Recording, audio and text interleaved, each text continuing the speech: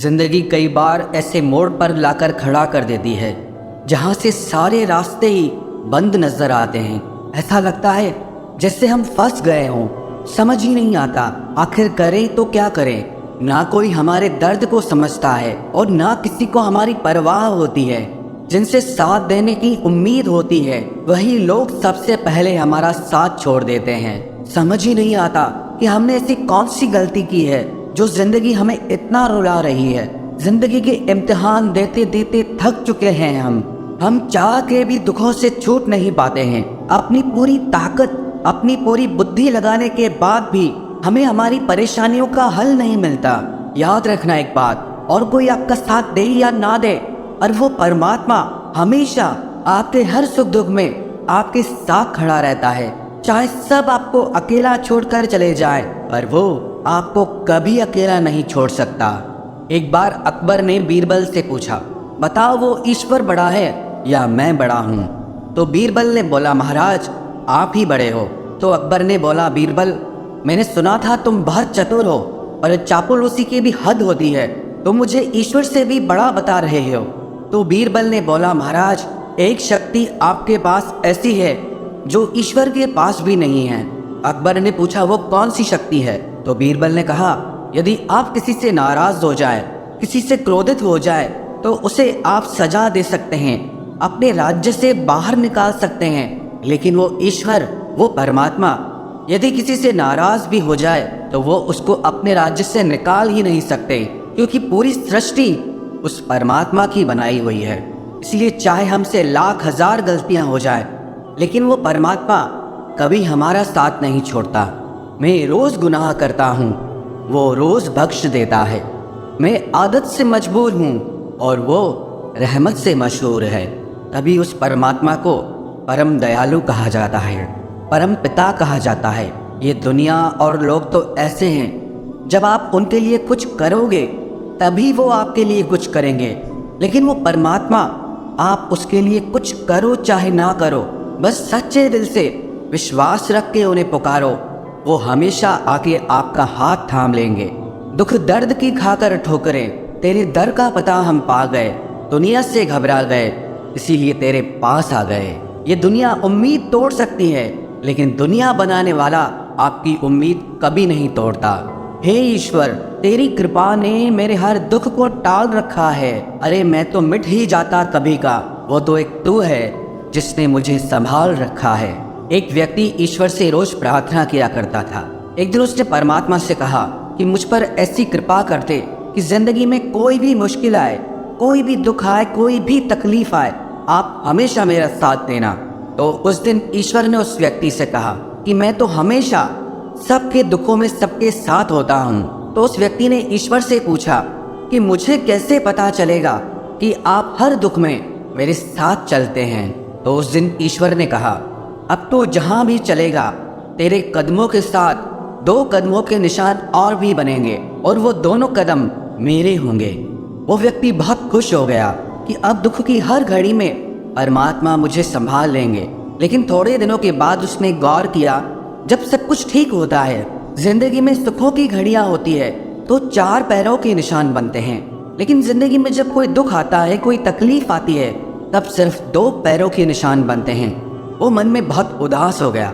उसे लगा कि जब सुख होता है तब तो परमात्मा मेरे साथ रहते हैं, लेकिन जब जिंदगी में दुख आता है तब वो भी मुझे छोड़कर चले जाते हैं। उस दिन उसने प्रार्थना में परमात्मा से शिकायत की कि मैंने सुना था कि दुख के समय पे दुनिया साथ छोड़ देती है, लेकिन ईश्वर आपका साथ कभी नहीं छोड़ता।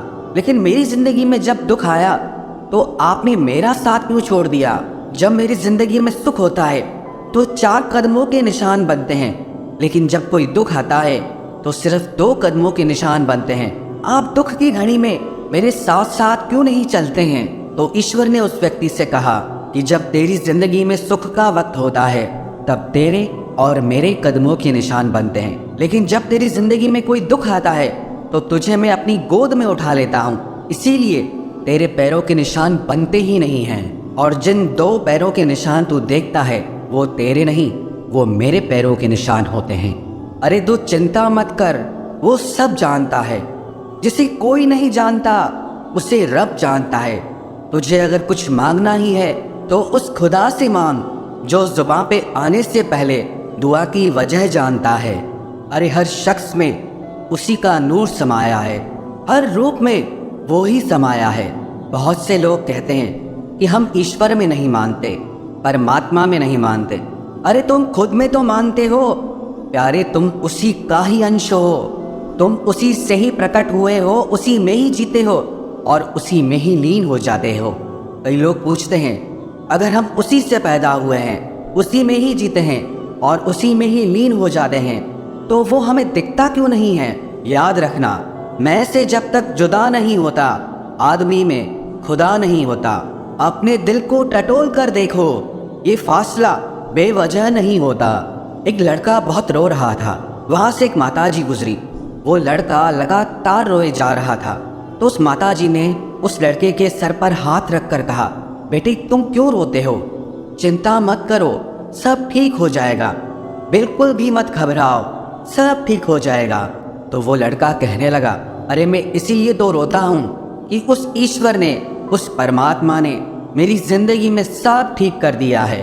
जिस दुनिया पे मुझे भरोसा था, विश्वास था, उसने मुश्किल के वक्त में मेरा साथ छोड़ दिया। और जिस ईश्वर को मैंने कभी याद भी नहीं किया था, मैंने अपनी ज़िंदगी में भुला दिया था, और उसी ईश्वर ने, उसी परमात्मा ने मेरी ज़िंदगी में सब कुछ ठीक कर दिया है। बस उनकी करुणा और प्रेम की वजह से ही आज मेरी आंखों में ये आंसू आ गए हैं कि मैं इस लायक नहीं हूँ, लेकिन फिर भी परमात्मा ने हमेशा मेरा साथ दिया, मेरे हर दुख को दूर किया। परमात्मा का एक नाम अल्लाह भी है, जिसका एक अर्थ होता है माँ।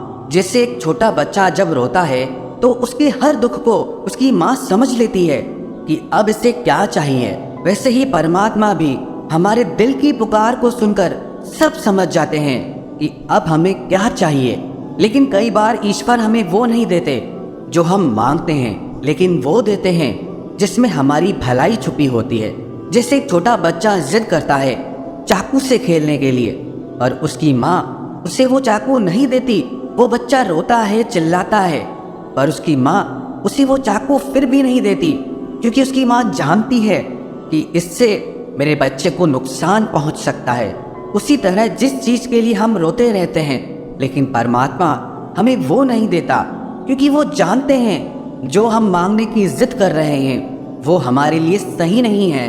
कई लोग ईश्वर से प्रार्थना में बहुत कुछ मांगते हैं, लेकिन जब वो उन्हें नहीं मिलता तब वो कहते हैं कि कोई ईश्वर नहीं है। आपकी मांगों के पूरे होने से या ना होने से ये सिद्ध नहीं हो जाता कि परमात्मा है या नहीं। आप सांस ले रहे हैं, आप जी रहे हैं, आपको ये खूबसूरत जिंदगी मिली है, इसी से ही प्रमाणित हो जाता है कि वो ईश्वर हमेशा आपके साथ है। अरे हम में तो इतनी भी ताकत नहीं कि अपनी सांस भी खुद ले सके। वो तो ईश्वर ने ऐसी व्यवस्था कर दी है कि हमारी सांसें अपने आप चलती है। सिर्फ सांस लेने का एक छोटा सा काम अगर हमारे ऊपर आ जाए तो हमारी जिंदगी खतरे में पड़ जाए, हम एक दिन भी जिंदा नहीं रह सकेंगे। ये तो कृपा है उस परमपिता परमात्मा की कि उसने हमारी जिंदगी के लिए सारी व्यवस्थाएं कर दी है। और मैंने हमेशा एक चीज़ देखी है, जो लोग ईश्वर में विश्वास रखते हैं वो स्वयं में भी विश्वास रखते हैं। जिसे ईश्वर में, परमात्मा में विश्वास होता है, वो बड़े से बड़े संकट के समय में भी, दुख के समय में भी घबराता नहीं है। बड़े से बड़ा दुख भी उसके हौसले को नहीं तोड़ पाता, उसके विश्वास को नहीं तोड़ पाता। इसीलिए जब दुनिया आपका साथ छोड़ दे तो एक बार सच्चे दिल से उस परमात्मा को पुकारना, यकीन मानना वो तुम्हारा हाथ थामने के लिए ज़रूर आएंगे। तुम्हारे हर दुख से, हर परेशानी से तुम्हें ज़रूर बाहर निकालेंगे।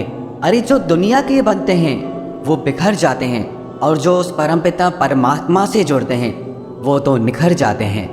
वो तैरते तैरते भी डूब गए जिन्हें खुद पर गुमान था, और वो डूबते डूबते भी तर गए जिन पर तू मेहरबान था।